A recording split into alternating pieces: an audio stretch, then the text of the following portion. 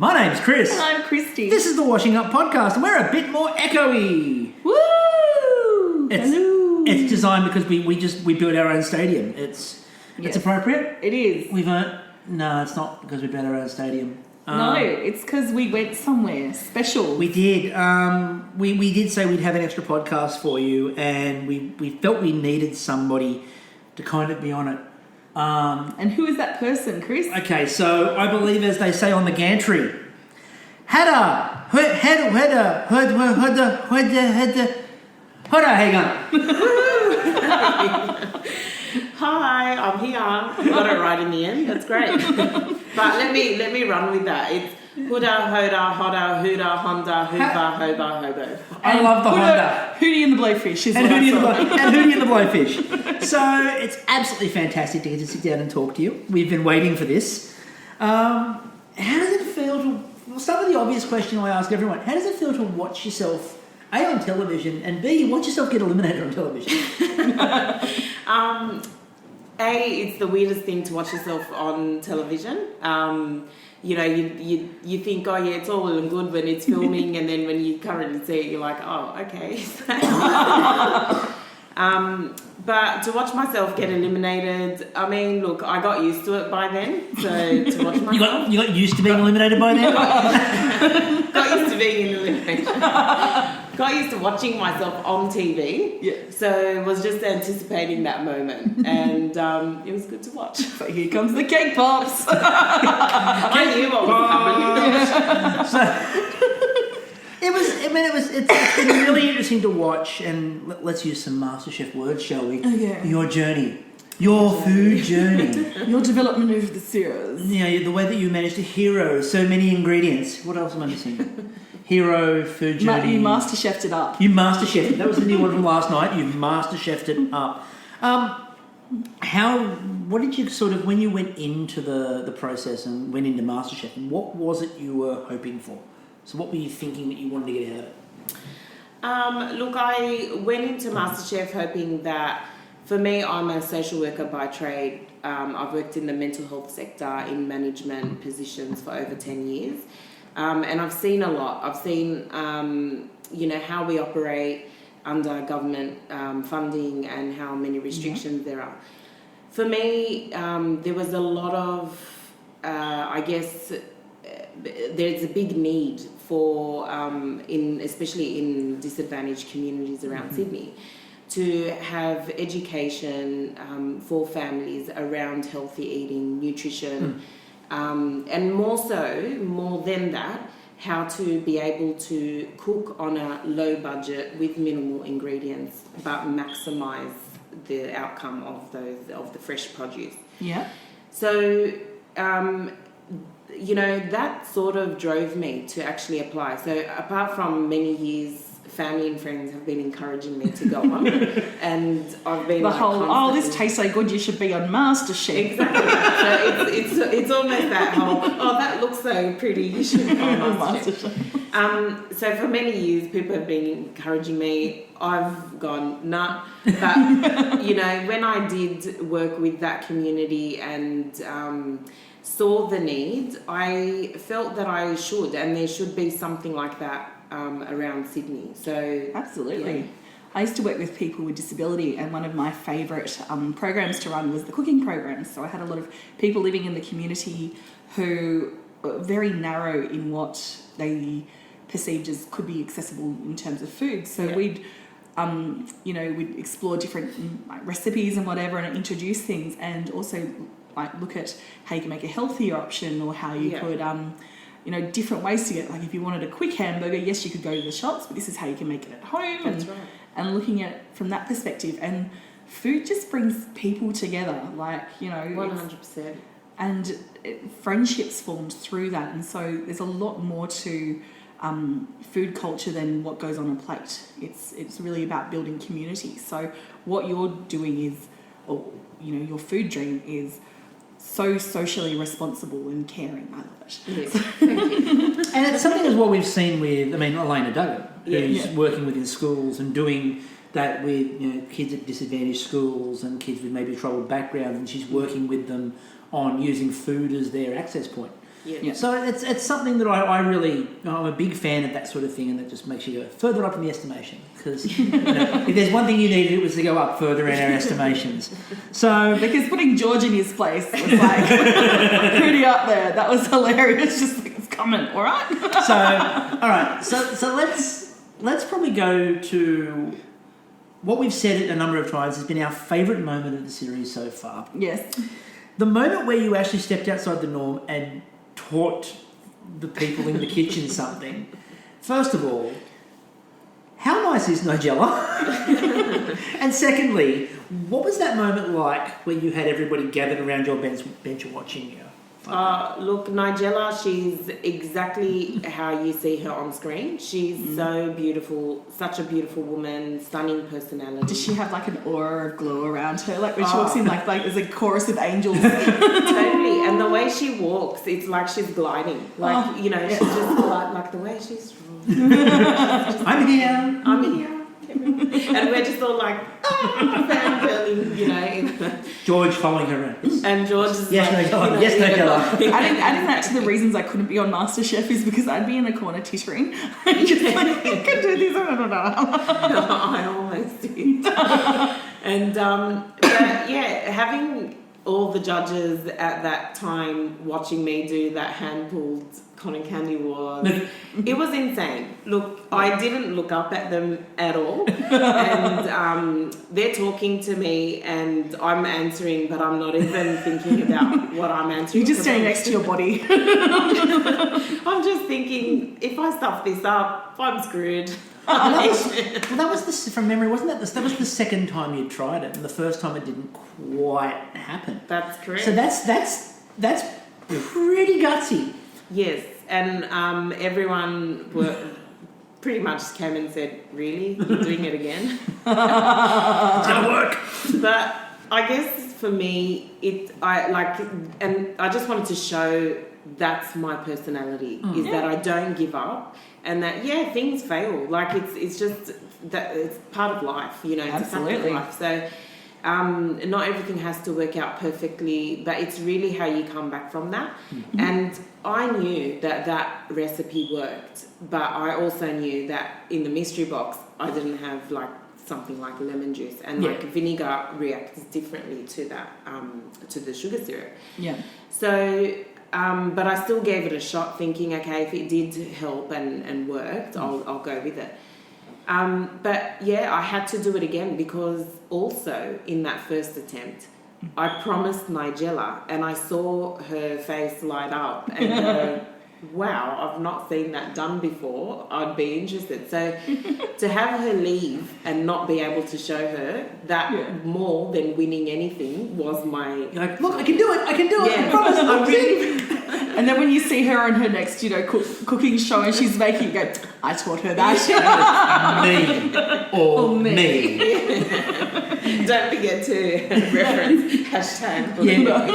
When you've got the cookbook out, Nigella, and you're covering everything with it. And by the way, when they had to do like sweet and savoury and sweeten that challenge, which we'll talk about a bit later, that's what I just tweeted out to you. I said, I just would have done a steak and done the cotton candy on top of it. There you go. Done. And I thought about that. I would have done it. I would have suggested that. A crock and bush of steak.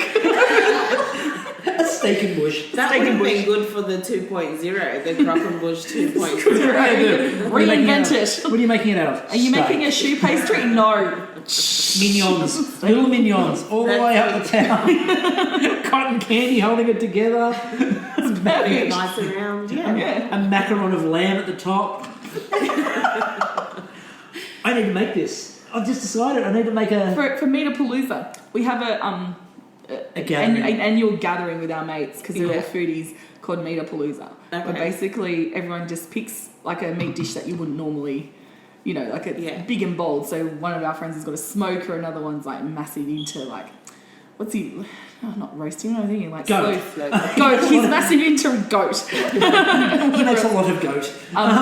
So Meatapalooza, the steak and bush. Steak and bush, because my way I take it is I try to make something that's not purely meat, and make it into meat. I made a meat salad, which is essentially a whole lot of deli meats like tossed to make it look like a salad. And I may, awesome. and I may have once attempted to make a lasagna with prosciutto rather than the lasagna. It didn't work. It didn't work, too salty. Too salty. But I worked out how I can balance the sauce up for next time. So I think the Don't add salt in the sauce. the meat and bush, I think that's a goer. Held together with the cotton candy. Alrighty, done. This works. So, of everyone you've got to meet, and we've sort of talked about Nigella, was there anyone who surprised you in terms of when you met them coming into the kitchen, who you thought, well, that's a bit different, not what I expected? Not really, but I quite thoroughly enjoyed, I mean, yes, most definitely hands down Nigella.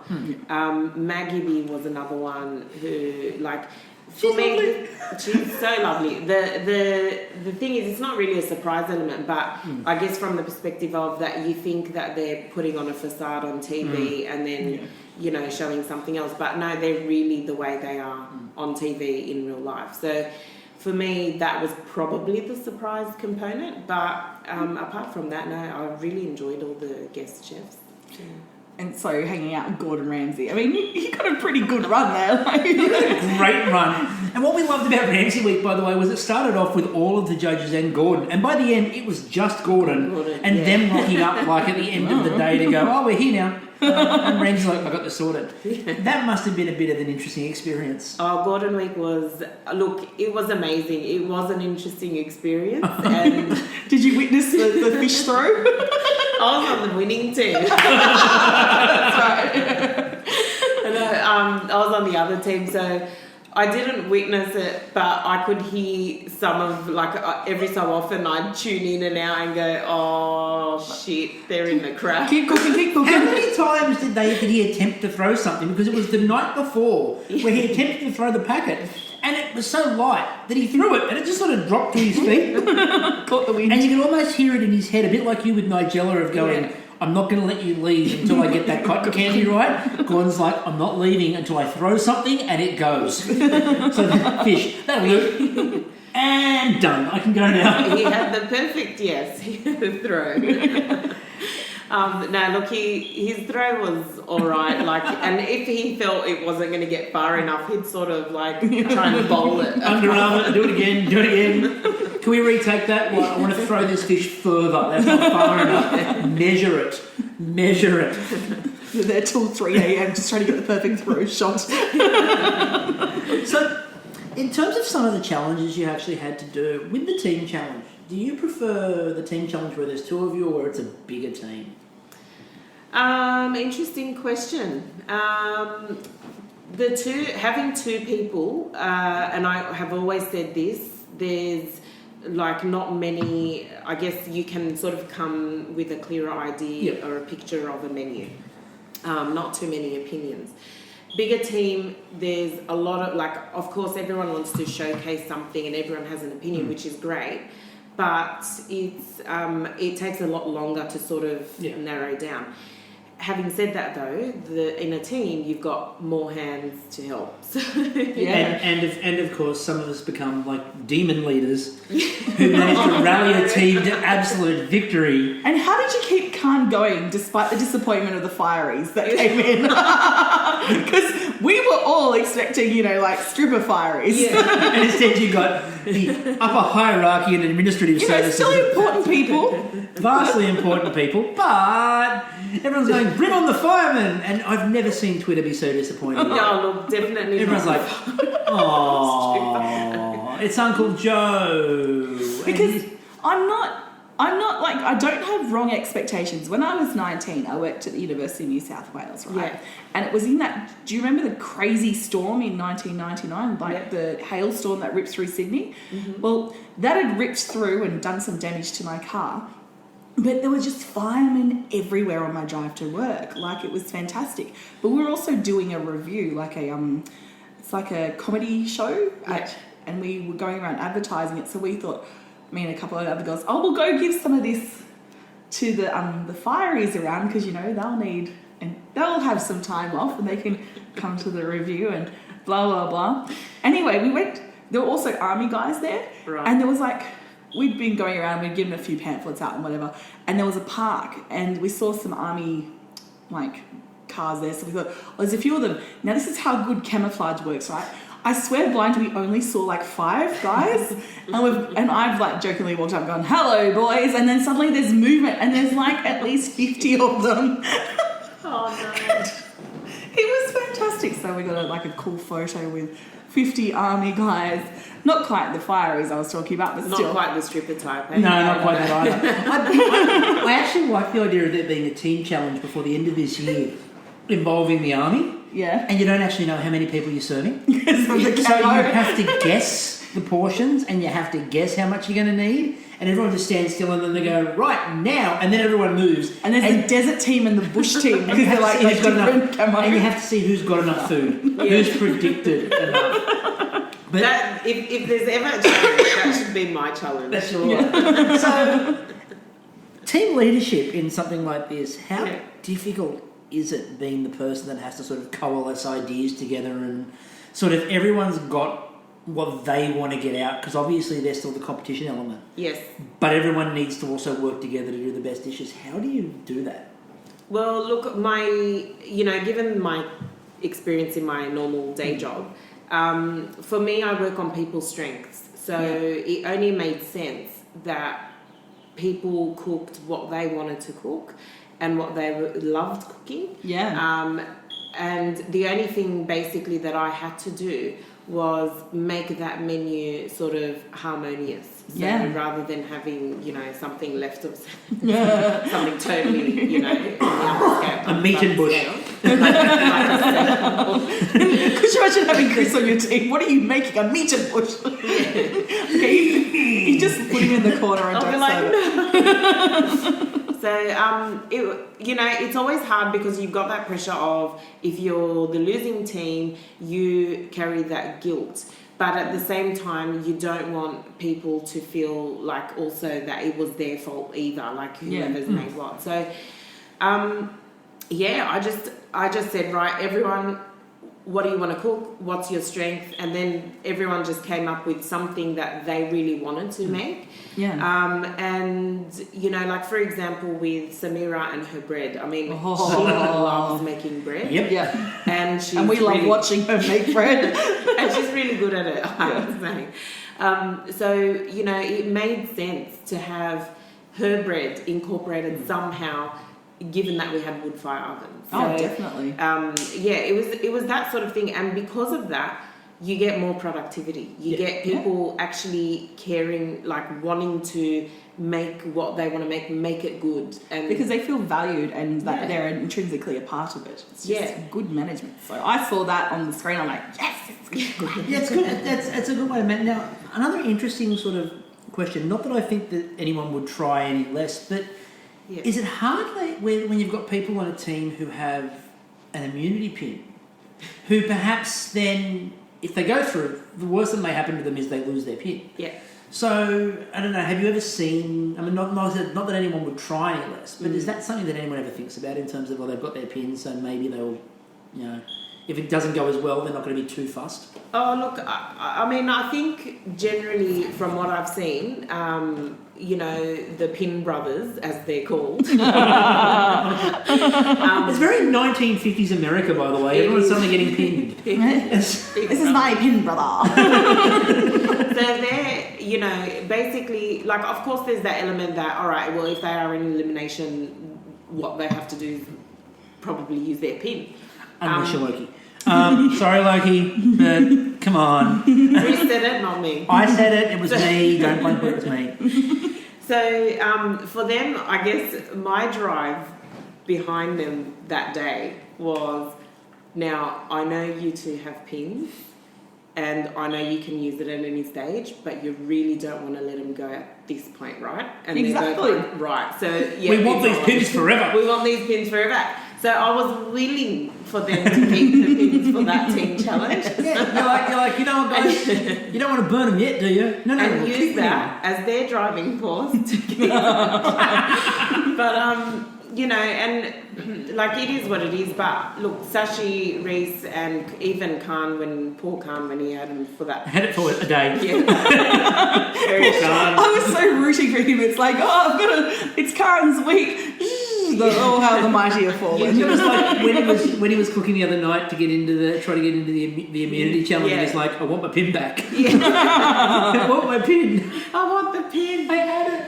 But it's like none of them ever let go, like ever sort of took that step back or a laid back approach, say, kind of even the vibe, like we never felt that laid back approach. So Sashi was a demon on the grill, and that fire challenge, just watching him and what he produced I was quite impressed. Oh, look, yeah, because he did such a fantastic job, and I'm just grateful for some of the things we've cut out, like me yelling and going, "You need to watch those like a hawk." Well, to be fair, I mean, the other side, they kind of like forgot to make sure the grill was on. That's a problem in a fire challenge. You need fire for a fire challenge.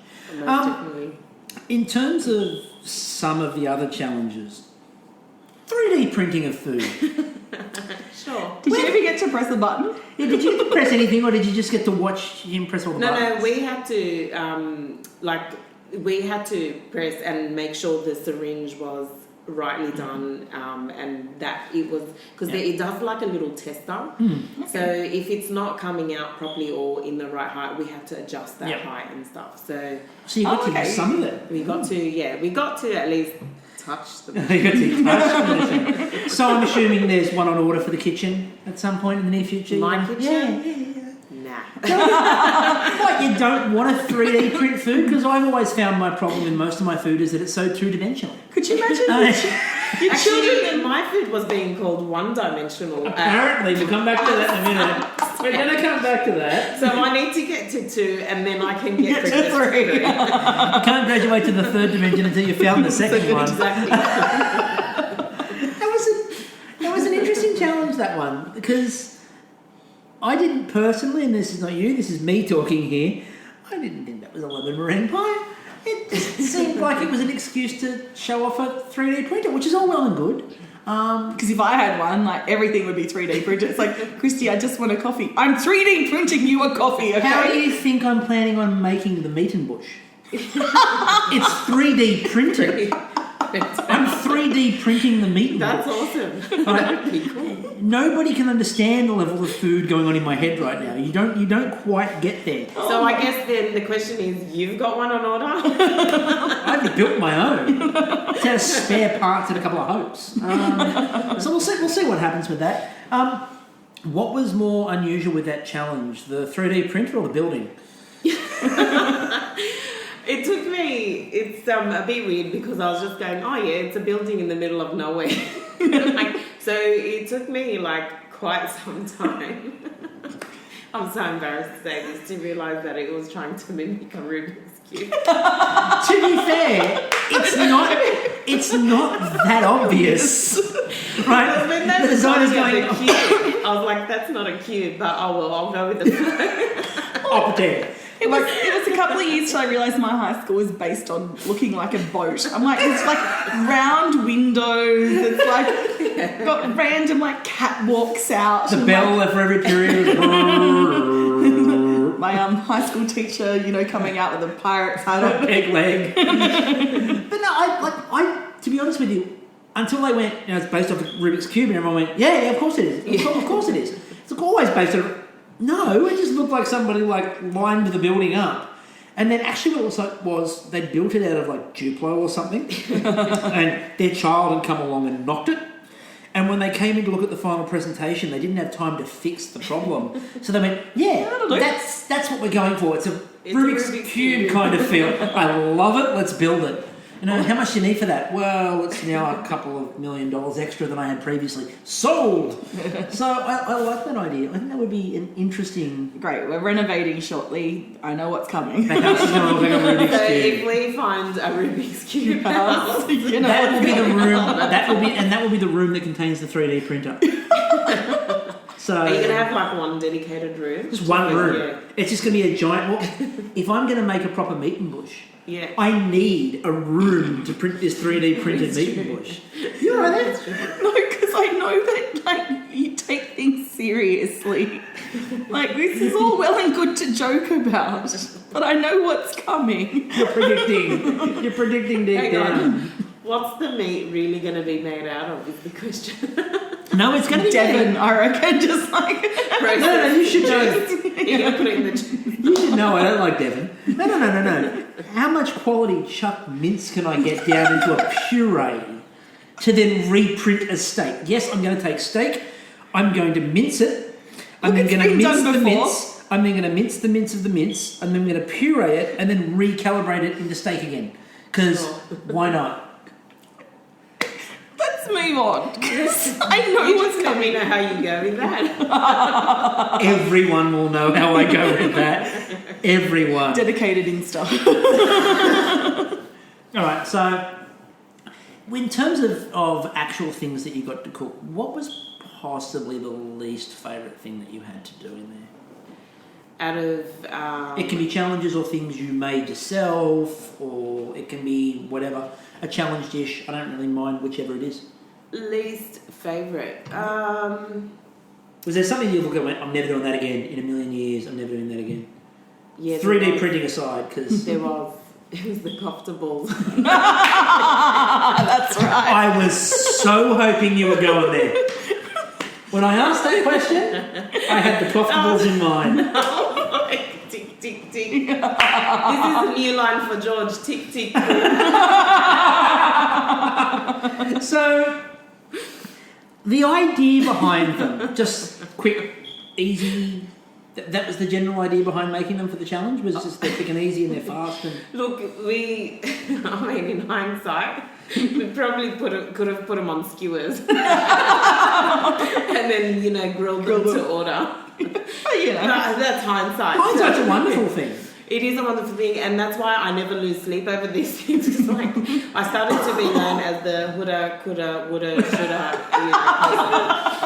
What? All of the things you become known as are just like long strands of things. That's brilliant. At least I'll be remembered. It may take people half an hour to say everything, but you'll be remembered. But I'll be remembered. So the comfortables was, I totally did not envisage, and neither did Ben, in fairness. We both didn't envisage what we plated up. It would be to be honest with you, I would kind of be a bit disappointed in your vision if that is what you envisioned. If you envisioned that and you're like, that's exactly what I thought would happen. Perfect. But it was more that, we did think, we needed to think smart in terms of trying to keep up with the masses. Mm-hmm. So rather than having people wait at our stall, our idea was to try and pump out, like have everything ready and then try and pump out the food as the orders came in. Yeah. So look, that seemed to be the gist of our approach, the methods to our madness, if you like. Yeah.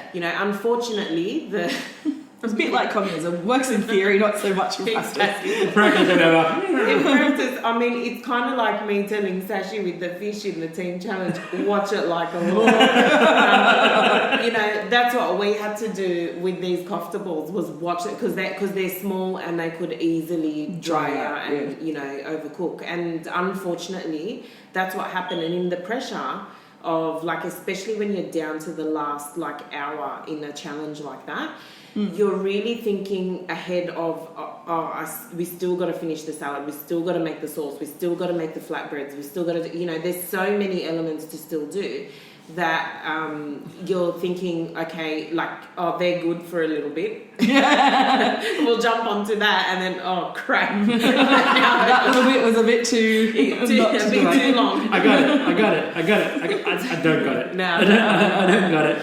So that was just an unfortunate, case of not keeping an eye on our stuff. Yeah. But, I'll probably never, or it'll be a very long time. A lot of therapy.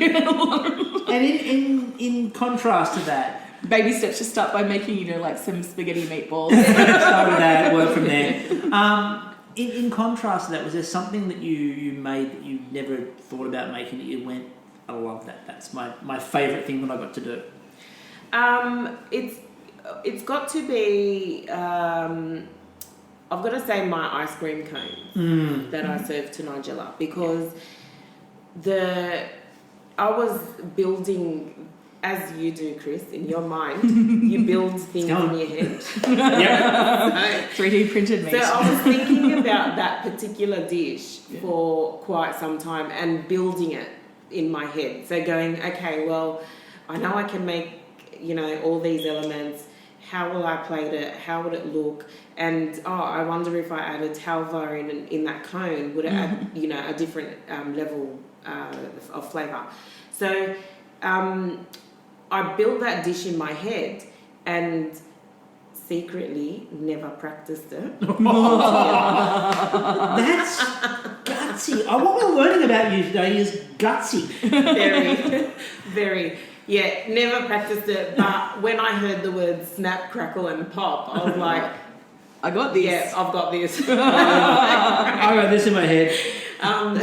He works in my head. Let's hope he works in there. So thankfully in the kitchen that worked to my favour, but I was like, I know exactly what I'm doing. And I did. Look, I knew how to make all the elements. I knew they all tasted good. Whether or not they tasted good together was the whole... We'll find that out.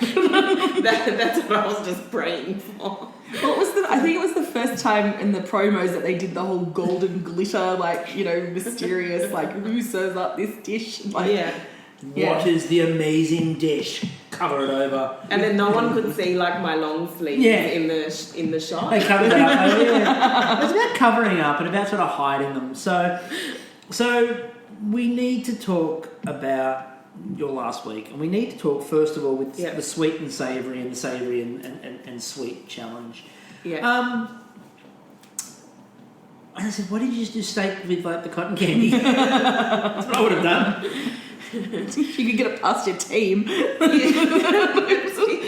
You got to get the whole team to agree to that, Chris. That's a poor mentality, and I'm shocked you would take that general approach if everyone must agree. I'm shocked and appalled. Look, it's the sweet savoury thing was too smart for its own good, because that's what I'm saying. Sure, I will go with that. It was a bit weird. Yeah. It was good, but weird. And especially when you had a challenge. I mean, if we're referring to the team challenge, where we had to do the intrinsically sweet in the main and intrinsically savoury in the dessert, I think all of us turned around to each other and went, WTF. I've never seen more people look more confused ever. Nobody looked, like you said before, when challenges happen and people suddenly go, I've got this.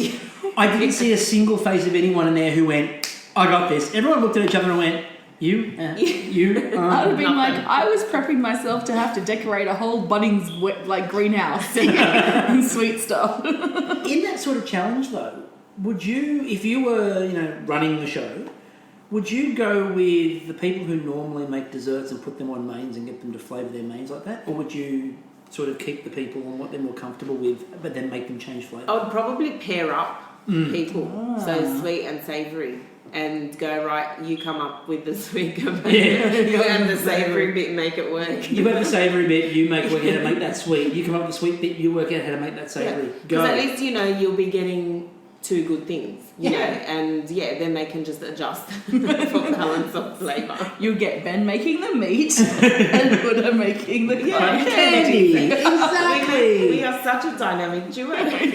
And that brings us to cake pops. So, first of all, full disclosure, I like cake pops. A bit of a bandit for a good cake pop. You are. Especially with the Bake Off background, a bit of a bandit for a good cake pop. Why cake pops? Why? Why not? That's a good answer. Why not cake pops? That's a good answer. Look, there was a million thoughts that went through my head that day, like a million. And yes, the typical, I could have made baklava, I could have made this rice pudding that we have that's based around cinnamon and nutmeg. I could have made like millions of things. But what played with my mind that day was the judges continuously telling me to push myself outside of the traditional scope. Yep. So, you've got traditional recipes, but push outside of that. So, for me, I wanted to sort of step outside of that. Cake pops were something that just jumped into my head and stuck there, and I do make them all the time. So it's not something We've that seen I've the never... Instagram. We've seen the pictures, and they looked incredible. and I'm presuming if you had a few more hours, we would get like little minion and If I had an extra half an hour, Hootabelle. I didn't show you the minion ones that I've made. I will put them up soon. But yeah, look, it's something that I've made all the time.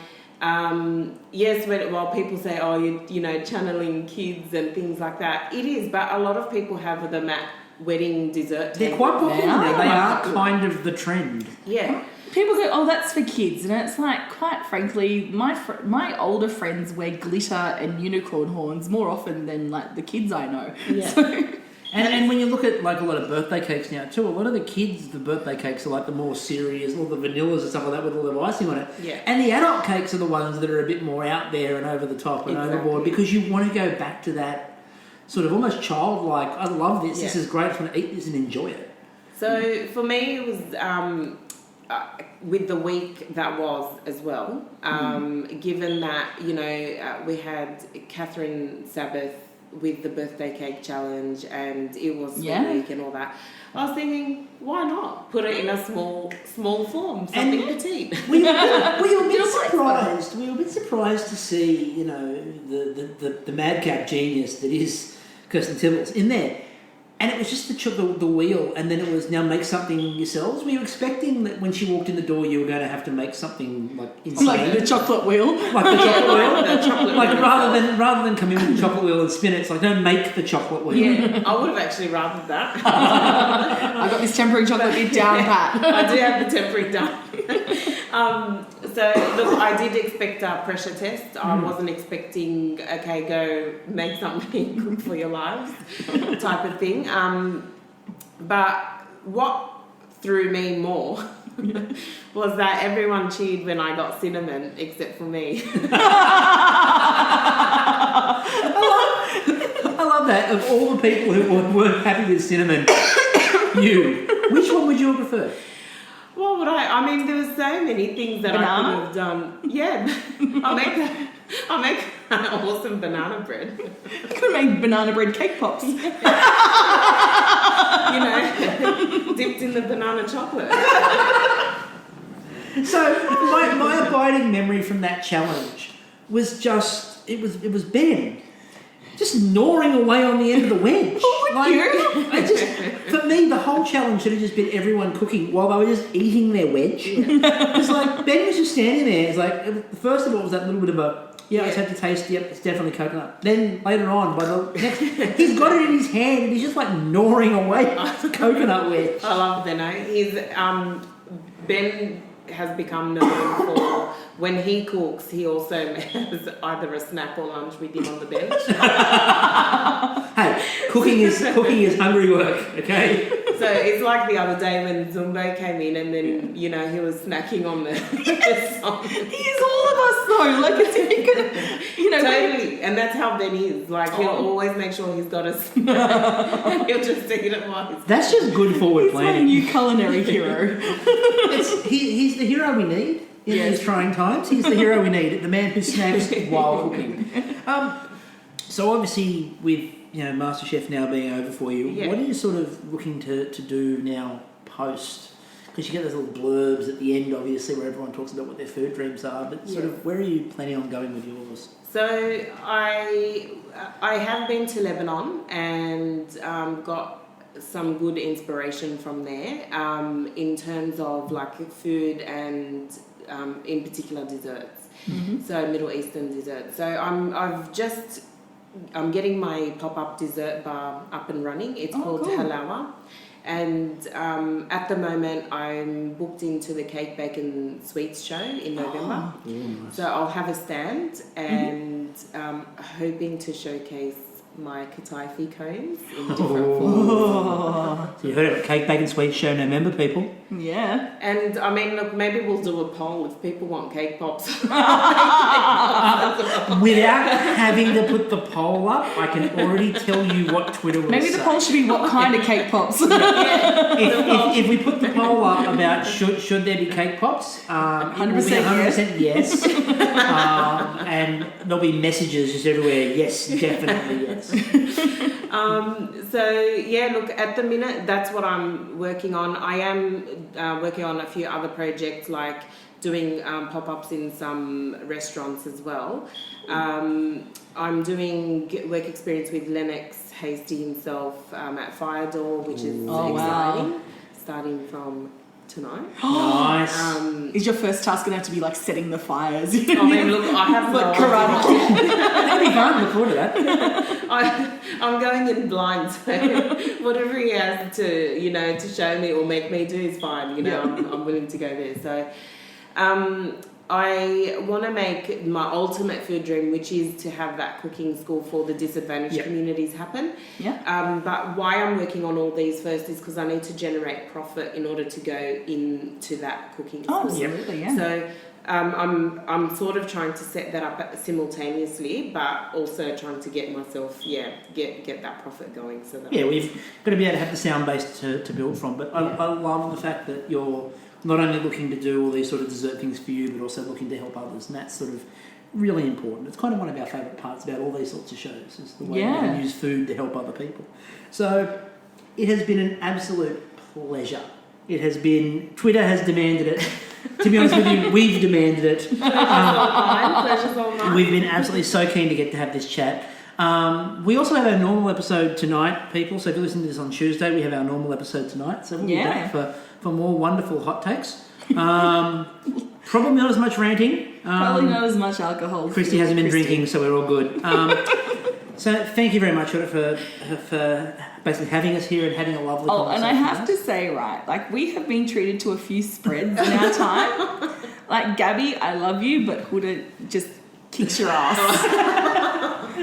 There is this black sesame halva here that I am just like a little bit in love with. Yeah. So thank you very much for your hospitality and for the wonderful chat. Welcome. Up until next time, I'm still Chris. I'm still Kristie. We'll catch you all later. Ciao.